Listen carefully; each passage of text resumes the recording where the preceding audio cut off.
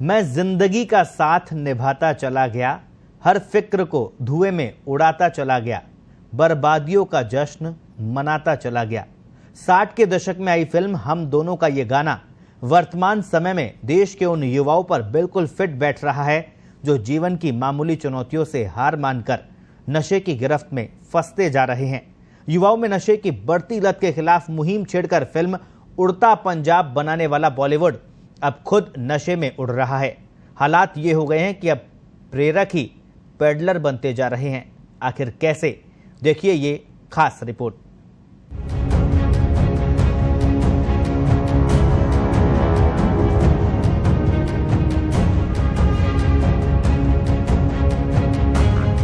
उड़ता पंजाब, कबीर सिंह, फैशन, देवडी, आशिकी 2, दम मारो दम, ये उन फिल्मों के नाम हैं जिसमें माया नगरी ने देश भर में चल रहे नशे के कारोबार को टारगेट कर लोगों के सामने रखा था।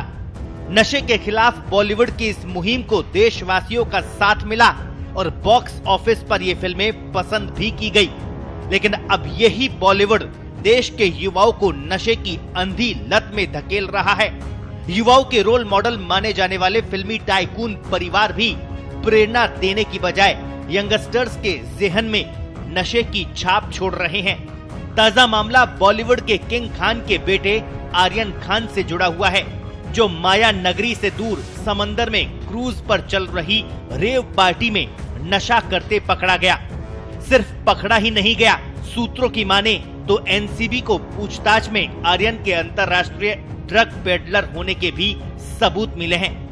दरअसल नशे के कारोबार का तेजी से बढ़ने का अहम कारण युवाओं को आसानी से मिलने वाले मादक पदार्थ है, जो महानगरों से निकलकर देश के छोटे शहरों में भी एक फोन पर उपलब्ध हो रहे हैं।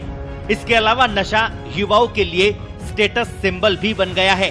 यही कारण है कि नशे के सरगना अपना कारोबार फैलाने के लिए इनका सॉफ्ट टारगेट बन गए हैं। इतना ही नहीं, कई जगहों पर नशा कारोबारियों और पुलिस की मिलीभगत के चलते भी देश की युवा पीढ़ी नशे के दलदल में फंसती जा रही है।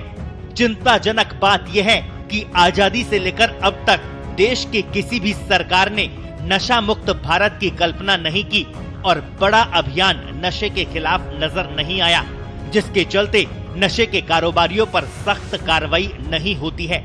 ऐसे में सवाल ये कि दुनिया में सबसे ज्यादा युवा आबादी वाले देश में क्यों सरकारों ने इस तरफ ध्यान नहीं दिया। राजनीतिक दल नौजवानों को बड़ा वोट बैंक मानते हैं, तो फिर सवाल ये भी कि आखिर क्यों सरकारों ने इस नई पौध को नशे की दीमक से बचाने के लिए ग्राउंड पर मशक्कत नहीं की। सवाल इसलिए भी उठ रहे हैं क्योंकि युवा पीढ़ी में जिस तेजी से नशे का ग्राफ बढ़ रहा है, उससे देश के सुनहरे भविष्य का सपना देखना न्याय संगत नहीं होगा। अब जरा आंकड़ों पर नजर डालें तो एनसीआरबी के अनुसार 2017 से लेकर साल 2019 तक 3 साल में नशे के अधिक सेवन से 2300 से ज्यादा लोगों की जान चली गई। इनमें 30 से 45 आयु वर्ग के लोगों की संख्या सर्वाधिक है।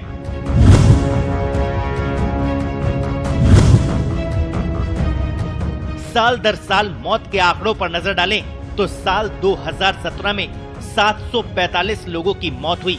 अगले साल यानी 2018 में 875 लोग बेवजह काल का ग्रास बन गए और 2019 में 704 लोगों की मौत नशे के अधिक सेवन की वजह से हुई।